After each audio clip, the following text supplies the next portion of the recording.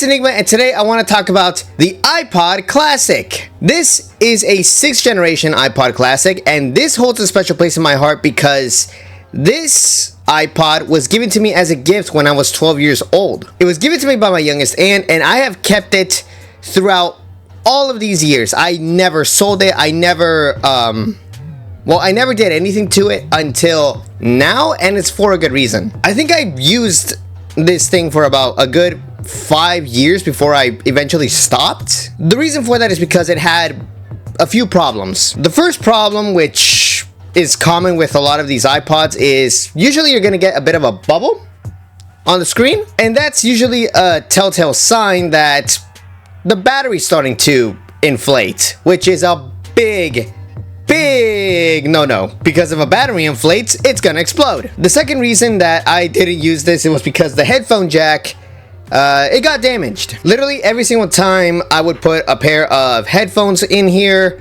for some reason only one side would work and not the other. At first I thought it was a problem with the headphones until I kept buying new ones and the same problem occurred. So that told me that it was the iPod itself. And the last problem that it had primarily involved with the hard drive that was in here. So every single time I connected this to my computer, because growing up I didn't have access to an actual Mac, I had to use Windows.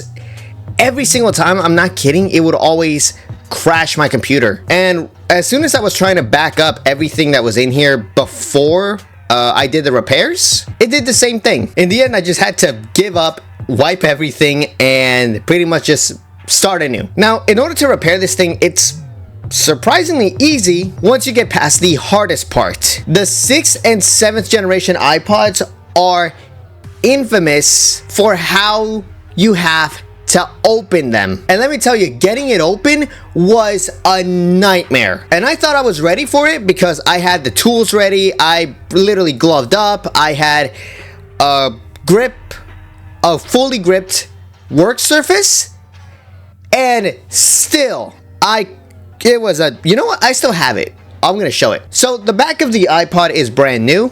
I knew I was gonna be replacing it because this is the old one and it is scuffed. Now inside of the casing, you're gonna see that there's a few clips that you're supposed to push in. Usually when you try to work to pry something open, you're gonna want to push the clips this way. You don't do that on an iPod 7 or 6.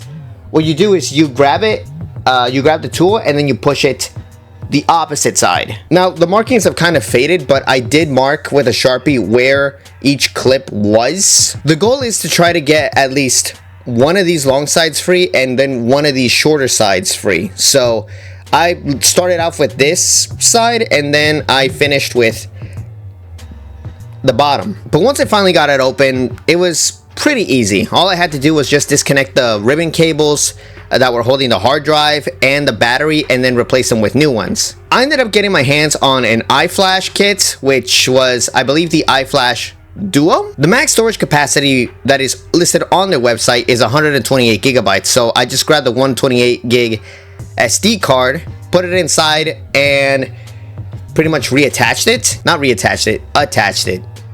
Well, you get what I'm trying to say. As for the battery, I ended up not getting the original battery. Instead, I got a 2000 milliamp hour battery and put it inside of the iPod. It's a pretty common mod that you usually do with these. Another one, which I probably should have done, is change the charging port to a USB-C port. But I wanted to keep as close to an original as I could. And if anything worst case scenario, I'll have that as an option. That's the only reason why I'm not getting rid of this at all, because this is going to be very useful as a guide if I ever have to open this up again. Now, right after I finished the repairs, the last step was not just to restore this on iTunes, but I also had to modify it. It's running Rockbox. Rockbox is a very common mod that is used in iPods, and it's for a good reason. It supports different types of audio files that the traditional iPod never supported. That, and you can also play Doom and Duke Nukem, which I don't understand why you would want to play those games on an iPod, but the option is there. And the crazy thing about it is that this automatically puts all of your music into a database automatically, so you don't have to do anything as long as you have readable data for all of your music. And in an era which people are starting to go back to the older hardware, this is a breath of fresh air because I don't need a subscription service. I don't need much except just an aux cord, and that's it. I have already moved most of my music onto this, and the storage capacity on this is crazy. And almost all of my music is archived in either an MP3 format or a FLAC format, which Rockbox is running without any issue. I'm very happy that I did this, and if anything, this also gives me a bit of confidence knowing that not only I can do this, but I can do it well. If you have an old iPod, I highly recommend that you do this. Just grab the parts, grab the tools, which, let's see, an iFlash, well, the one that I ended up getting, it cost me about $50. And then some of the tools that you're gonna need are pretty cheap. You can get the pry bars. You're gonna need about 3 of them for about $2 a piece. And a replacement back, if you buy it on AliExpress, it's only gonna cost you like about $5 to $10. So it's not that expensive in order to get this thing modified. I had to pay a little bit more because like I said, fixed the battery issue and the headphone jack issue. And those pieces were a bit more expensive. But I'm glad I did it because it breathes a new life into this old piece of hardware. And oh snap, I forgot to always remember to keep this thing locked because this scroll wheel is very sensitive. And that's the end of the video. I really hope you all enjoyed it. If you did, leave a like and also subscribe to my channel and turn on those post notifications so that you never miss out on a video or a live stream. And if you would like to help support the channel, check out buymeacoffee.com/Enygma. Links for everything will be down in the description box below. And as always, this is San Diego Shooting Star signing out.